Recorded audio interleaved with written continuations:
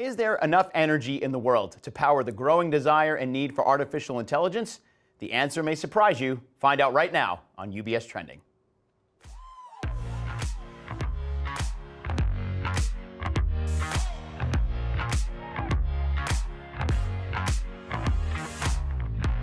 Hi, everybody, and welcome to UBS Trending. I'm Anthony Pastore. Thank you so much for joining us today. In the studio with me once again is Chris Leslie. He is a Senior Managing Director from Macquarie Asset Management. Nice to have you back, Chris. Good to see you. Hey, Anthony. Thanks for having me back. Yeah. We were talking a couple of, 2 or 3 weeks ago about having you back in, and we said, what should we talk about? And the only thing we could all agree on was AI and the need for more energy to power this growing, exponentially growing technology. So I think we should start with, the fact that there is so much demand for energy to power the data centers and all the components that go into creating artificial intelligence that we're all using almost every day. So with the issue of not having enough power, what's the current relationship between AI and infrastructure? Because it seems to be a real problem for most of the companies that are supplying the energy. There's just not enough. No, that's absolutely right. But I think I'd start by just framing it, it's not just AI, okay? So, the data centers are often portrayed as, in some ways the bad guys of the electric industry at the moment, that they're stealing all the electricity, prices are going up, things like that. But when you think about what we're actually demanding, as citizens of the world these days, and particularly, the developments around cloud computing and apps, and we all have a phone in our pocket, if you just think about the infrastructure that's required to hail an Uber, for example, okay, you pull your phone out, you open the app, you have no patience, of course. It has to figure out where you are, where the cars are, where you're going, what the traffic's like, how much it's going to cost, they need to pay. The actual compute process that's going on behind that is extraordinary for the data centers, not to mention the communication between all of the various pieces of that puzzle, right? So the infrastructure that underlies the cloud is the first thing that's actually giving rise to a lot more electricity use. And that applies not just obviously to at the personal level, but you think about what's happening throughout the corporate sector, throughout the government, the military. Everybody is just putting more and more demands on the web. And then AI comes along and just sort of pushes that through the roof. So just to frame, for the purpose of the discussion today, and I think we'll just focus on the US because that's obviously going to be familiar to most of your viewers. And it's where most of the action seems to be right now. So the size of the US grid is about 1,300 gigawatts, which may not mean much to anybody, but it's big, and it's taken like 100 years to get there, right? So we've got a 1.3 terawatt grid here in the US. The projects that are queued up at the moment to meet this demand is about 260 gigawatts. So like 20% of the whole grid is trying to get on as new capacity. Now, energy generation growth in the US has been pretty much flat for the last 20 years. And suddenly the industry is being asked to ramp up at a speed that we've never seen before. So, AI is contributing to that, as are, all the other demands that we're placing on the electric grid. The real question is, where is this going to come from? And it's interesting because we had a chart up there a second ago talking about the demands for AI, and we could bring it up again, but I know we have some other ones to get to, because something that we've talked about, and I've talked about with other people who have sat in the seat that you're sitting in, is right now, because of the fact that fossil fuels are limited, we know that for sure, and electricity demand, as you just explained, is going to continue to increase. And if you look at the surging energy demand on that particular chart that we have on the screen, you can see how much in the next 20 years or so, it's just going to continually increase. How important now more than ever are renewable energies? Because it seems like you can't just choose one over the other. It seems like all the energy, like the supplies of energy, need to work in concert with each other. So give us the thoughts on renewable. Yeah. And I just want to respond to something you said in your question there. I don't think fossil fuels are limited, right? So there's plenty of oil and gas out there. There are different opinions. It's technically finite. Right. Sure. But there's still a lot of it left. Yeah, the actual fuel supply is not the constraining factor. Right. What has become the constraining factor for sort of traditional fossil fuel generation, where natural gas, combined cycle natural gas turbines are the sort of the key piece of technology in that equation. The supply constraints for that equipment are really severe. So the price of a combined cycle gas turbine has gone from like $1,000 a kilowatt to over $2,000 a kilowatt. The suppliers of these things, the GE Vernovas, the Siemens, the Mitsubishis, are, should we ramp up production? Is this real? They're sort of making those decisions, but that's going to take some time. Yeah. So if you want to build a new gas turbine today, it's going to take you, 6-7 years until it comes online, okay? And when it does so, because the cost to develop these things is kind of gone through the roof, they're not necessarily as cost effective as they were.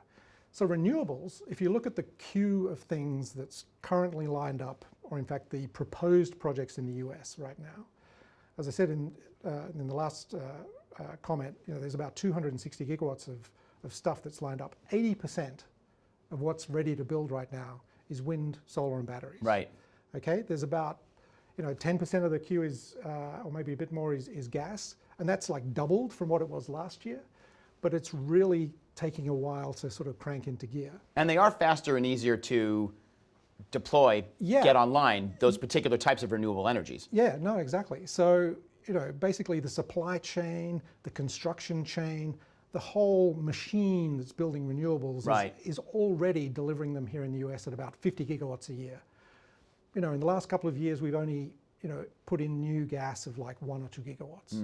So the whole story around renewables is there's immediate demand. Renewables can immediately deploy. They are very cost effective, notwithstanding tariffs and all the other questions people might have. They're still, as the chart shows, quite a cost effective source of electricity. The challenge, of course, is the sun doesn't shine and the wind doesn't blow, and so they're not 24/7. But a combination of wind, solar, batteries and gas, all of the above, is really the solution. Right. The question is really how quickly can you deploy each of these? And how much can the grid handle?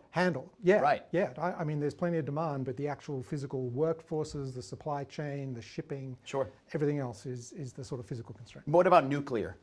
It's one of those, it's obviously it's a word that strikes fear in the hearts of people who remember the Chernobyls or the HBO miniseries on Chernobyl. It's devastating to see when these melt down. But nuclear is sort of back in the conversation, even though it's a long way off, as we're talking about, and I know you'll get into this now.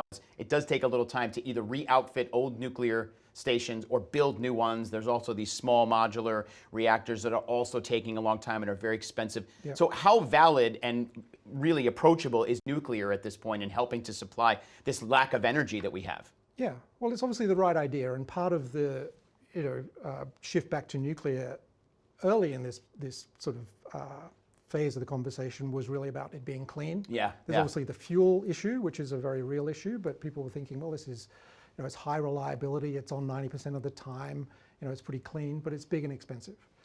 So in addressing your question, let's take it in two parts. There's like conventional nuclear, and then there's the small modular reactor piece. And there's a lot of, press and noise out there about this stuff. So conventional nuclear, we currently have about 94 reactors, I think, in the US, something like that. Most of them were built in the sort of 60s, 70s, 80s. It came to a bit of a grinding halt with 3 Mile Island, right, 1979. Right. So that did put the brakes on things. The most recent project in the US was some units in Georgia called Vogel 3 and 4. They came online just a couple of years ago. Unfortunately, they encountered some challenges during construction. So the original budget for that project was about 14 billion. It ended up costing 35 billion. And the time was about 7 years, and it ended up taking 15. Jeez. Now that, it's a complex project, but actually just before they started construction, Fukushima happened. So they had to redesign it. But, in the end, Westinghouse went bankrupt around that deal. So it's not a great, kind of case study perhaps, but we've only built that one plant in the last 30 years. Jeez. And so the industry has kind of lost its muscle memory and needs to relearn it. So the idea that we can create nuclear today and have it online tomorrow. Right, flip a switch and it's all good to go. Mid-2030s, 2040-ish, right, maybe. Repowering, you mentioned, so 3 Mile Island, the notorious plant, is potentially being refurbished, but that again is a slow process. Right. So long-term, interesting. Near-term, not really part of the solution. Small modular reactors, and these are trying to overcome the problem with these big traditional reactors. Let's do a Model T production line. Let's modularize it, standardize it, 300 megawatts, turn them out. Yeah. Great idea, but we haven't built one yet, and so we're sort of first of its kind. There's a learning curve. Again, 10 to 15 years away, probably, for small modular reactors. Right. If you survey the industry, you'll see lots of different nuclear ideas, some of them doing very small reactors for military bases. They're not going to solve the bigger problem. Yeah, it's one of these stories that I know will continue to grow and change and grow and change, and exponentially so, for a long time. So I'm sure we'll have you back for another conversation, Chris. Great to see you. Thank you. Great, thank you very much. And thanks to all of our friends at Macquarie Asset Management for helping us set all this up today and having Chris in the studio with me. And for more information on anything that we're talking about here, of course, we want to encourage you to talk to your financial advisor, and also check out our website, ubs.com/views, for great CIO content. Also, follow UBS on social media. We're on LinkedIn and Facebook. We're also on Instagram. You can follow our dedicated channel for the studio at UBS Trending. Lots of great content there for you. Until next time, everyone, I'm Anthony Pastore. Have a great rest of your day, and remember to keep your eyes on what's trending. We'll see you soon.